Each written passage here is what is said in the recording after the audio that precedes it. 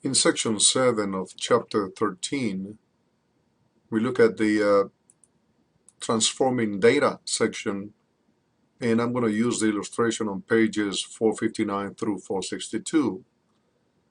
This is a company that is experimenting with charging different prices to a product that they sell is a diet cola. In different stores that they have, 20 total, they randomly selected these different stores. So these are the number of the stores, which is irrelevant to to our illustration here. This is just an identification of the stores. And they charge different prices, like this 1.5, which is relatively cheap.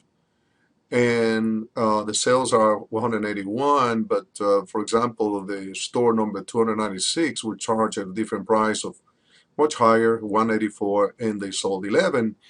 So this is expected because higher prices will lead to less sales.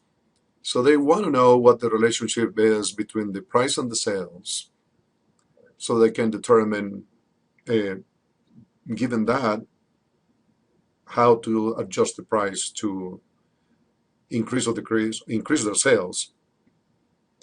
And can they use the price to predict the sales? Well, this is a case of regression again. We regress price and sales, and in this case, the independent variable will be price, and the dependent variable will be sales.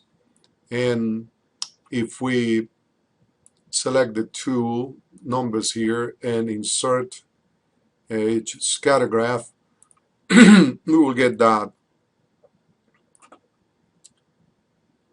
result. And if you notice, it goes a little bit on a curve. If you right click on any of the dots and add a trend line, you can get the equivalent to a regression line.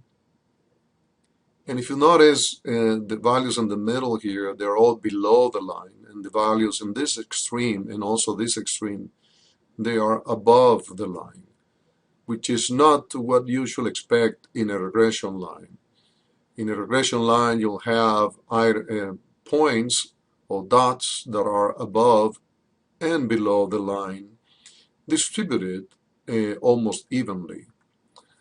And so if you run the data analysis or the regression, go to data and then data analysis, then regression here, click OK. Select the wide range. Y is the dependent variable, in this case is sales. And the independent variable is price. I'm including the labels, so check labels, confidence 95. My output range, I want it to be right here, and click OK. I get my results. It goes adjusted, the R square is 0.88, it's very good. The coefficient of the slope is significant. The test statistic is -12, and the p-value is 5 with 10 zeros to the left, so it's significant. And the null hypothesis is rejected. In other words, that the relationship between these two variables is very significant. However, we have the problem of the dots being here below and on the extremes above the line, which indicates that the relationship is not very linear. And in this section, it is suggested to try the following. Let me repeat this, the price again. I'm just going to copy this to the side. And I'm going to transform the values of sales into logarithms. A logarithm, and I'm going to follow what is done in the book with logarithm base 10, which is just the command in Excel equal log. But you could have used also natural log, and it would have been the same effect.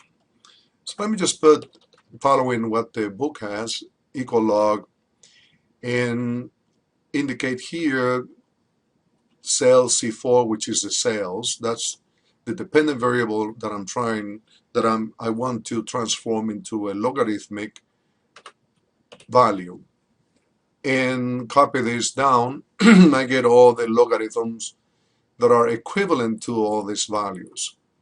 And if I get a scatter plot from these two again, then I'll get that relationship. If I right click on any of these dots and add a trend line, notice how the line will be in the middle of all these dots, which is more of what we expect from a regression line. And in this case, they're pretty close. So we should get the very good results if we run a regression again here. So if we run a regression again with data analysis, and regression, my Y range is this time log sales, and my X range is the price again. And the output now, I want it to be here in this cell. Click OK. Then my output, if you notice, the R squared now is 0.98, which is much higher than 0.88, so I got a better fit. And the significance of the slope is minus 0.8737, and which is different than the 109.68 negative that we had before, because now this is a logarithmic case, and I'll explain that in a moment further. But the test statistic, notice, is even higher than the minus 12 here. We have a minus 40, which means it's even more significant, the coefficient is. Okay, so my regression equation would be 2.68464 minus 0.8737 times the price. So when we get a predictive value, let's say, let's put the formula here.